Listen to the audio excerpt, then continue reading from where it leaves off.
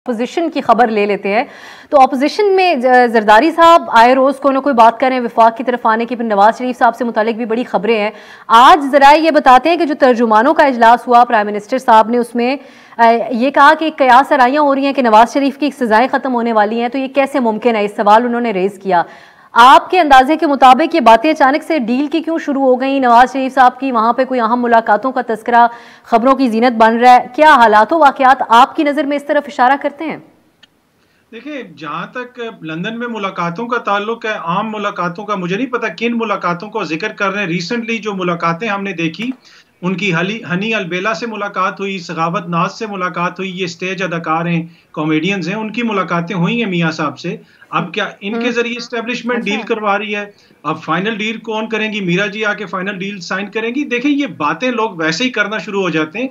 मियां साहब का हक है, वो सियासत करेंगे, वो चाहे लंदन में रहें या पाकिस्तान में रहें। पार्टी इस वक्त मियां साहब की ही है। जो लोग ये कह रहे हैं कि पार्टी के अंदर इख्तलाफात हो जाएंगे अगर मियां साहब नहीं आए, अगर मियां साहब 100 साल भी नहीं आते तो पार्टी के अंदर कोई इख्तलाफ नहीं होगा। नून लीग मियां साहब वापस आने की तैयारी है उनकी।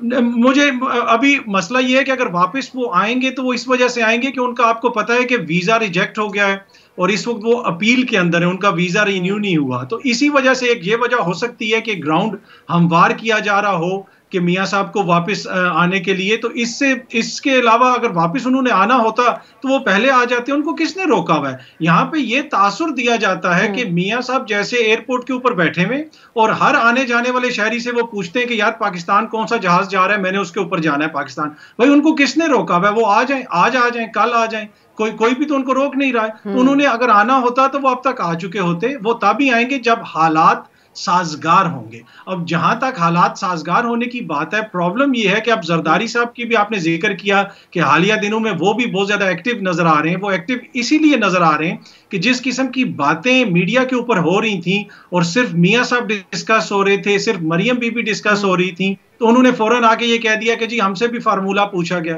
हाँ। अब अगर जरदारी साहब से फौज फार्मूला पूछे तो जरदारी साहब हमें आके बताएंगे? जरदारी साहब उल्टे कदम चले जाएंगे जीएचक्यू में।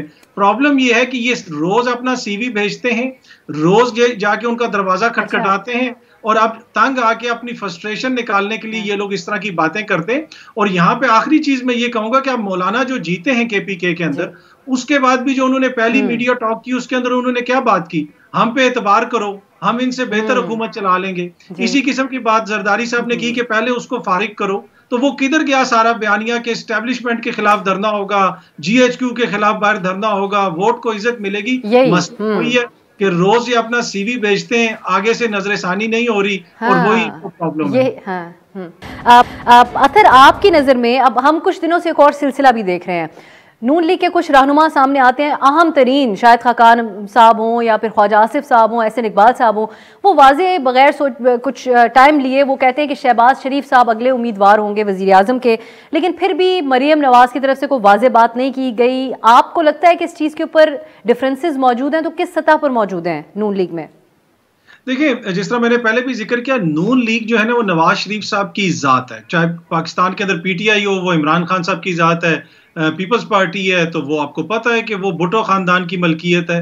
तो ये लोग जो मर्जी तासुर देने की कोशिश करें, जो मर्जी बयानात देते रहें, जो मियां साहब कहेंगे वही होगा। अगर आप देख लें तो मियां साहब की तरफ से अभी तक कोई भी इस किस्म का बयान नहीं आया, ना ही मरियम बीबी ने इस बयानिए को इंडोर्स किया। अब प्रॉब्लम यह है कि जहां तक शायद खाकान अब्बासी साहब हो जाएं या रजा रुबानी हो जाएं, फरतुल्लाह बाबर हो जाएं, इनके सामने जो भी वो जो हुक्मरान खानदान है, जो दो खानदान है, वो जो भी कैंडिडेट खड़ा करेंगे, चाहे उस कैंडिडेट के बच्चे के मुंह में चूसनी भी हो तो ये उसके पीछे भी हाथ बांध के खड़े हो जाएंगे। इनके जमहूरी क्रेडेंशियल्स इतने हैं, ये हकीकत है। कल ख्वाजा साद रफीक साहब ने बड़ी अच्छी बात की। उन्होंने कहा कि अगर आपने मार्शाल्लाहों को रोकना है तो पार्टियों को मजबूत करें, अवामी बनाएं, अवाम के चीजों के ऊपर बात करें। जब पार्टियां खानदानी होंगी तो वो ना फौज को रोक सकती हैं, ना मार्शाल्लाह को रोक सकती हैं। तो यही इस वक्त डायलेमा यही है कि जब तक यही हम बहस करते रहेंगे कि बिलावल होंगे या जुनैद सफदर होंगे या मरियम होंगी, तो इससे मसाइल हल नहीं होंगे, इससे आगे निकलना पड़ेगा। सही। सर आपकी नज़र में, और इसमें गलत क्या है जो नूर आलम साहब ने निशानदेही की? इनिशियली आके शौकत यूसुफजई साहब ने भी कहा कि महंगाई है, अवामी मसाइल है। हम भी मीडिया जब बात करते हैं अवाम यही कहते हैं। क्या उनको फ़र्क भी पड़ता है तंजीम साजी से, बजाय इसके कि उनके जो मसाइल उनके अपने लोग निशानदेही कर रहे हैं उसको एक्नॉलेज करने के, तंजीमी ढांचे को यकसर बदल देना, इससे कोई फ़ायदा होगा?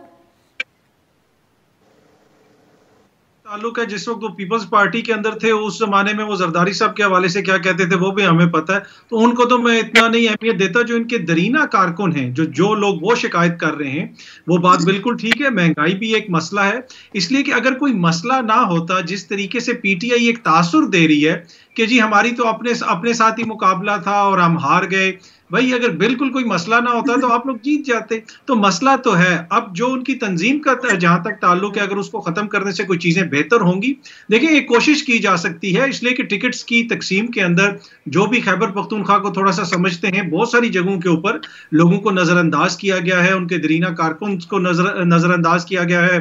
और कोई भी ऐसा इलेक्शन नहीं होता जिसमें इनके अपने जो वफाक के लीडर हैं या जो सूबाई वुज़रा वगैरह हैं उनके रिश्तेदार उसमें शामिल ना हो। कोई ऐसा इलेक्शन हुआ है आज तक जिसके अंदर परवेज खटक साहब का कोई फैमिली मेंबर ना हो? चाहे ख्वातीन की मखसूस नशिस्तें हों, चाहे नौशहरा का इलेक्शन हो, चाहे किसी जगह का भी इलेक्शन हो, उनकी फैमिली का कोई ना कोई बंदा जरूर शामिल होता है। तो मारूसियत की जो बात करते थे खान साहब, उनकी अपनी टीम जो है वो उसके ऊपर बिल्कुल अमल दरामद नहीं करती है। दूसरी बात यह जो फर्क ये समझना जरूरी है कि पीटीआई में, नून लीग और पीपल्स पार्टी में खान साहब कोई अपने भतीजे भांजों को, अपने बेटों को, अपनी बेटी को कोई टिकट नहीं दे रहे। अब नून लीग के जो मरहूम जो उनके कैंडिडेट थे, उनकी बेगम को पीटीआई ने टिकट दिया, लेकिन उसी हलके में पीटीआई के कैंडिडेट को नून लीग ने टिकट दे दिया। तो ये इस किस्म की सियासत जो है, आप कब तक अवाम को तब्दीली के नाम पे बेचते रहेंगे? नून लीग के ऊपर आप तनकीद करते हैं, लेकिन आपकी अपने क्या हालात हैं? तो मेरे ख्याल में एक तरह से अवाम ने क्लियर मैसेज दिया। बाकी इसके अंदर कुछ लोग इसको डील से जोड़ने की कोशिश कर रहे हैं, कुछ लोग इसको अफगानिस्तान की सूरत-ए-हाल से जोड़ने की कोशिश कर रहे हैं। प्रॉब्लम हमारी ये रही है कि हमारी कोशिश होती है सहाफियों की, दानिशवरों की, सियासतदानों की, कि अवाम को बताएं कि दीवार के पीछे क्या है। भाई जो दीवार के ऊपर तस्वीर लगी है वो तो पहले अवाम को बता देना कि हुकूमत की नाअहली है, पीटीआई की नाअहली है, जिसकी वजह से आज इस सूरत-ए-हाल का उनको सामना है। हर पीर से जुमा अपने फेवरेट शो न्यूज़ आई को YouTube पर देखने के लिए डॉन न्यूज़ के ऑफिशियल YouTube चैनल पर आइए, उसको सब्सक्राइब कीजिए और बेल आइकन को प्रेस कीजिए।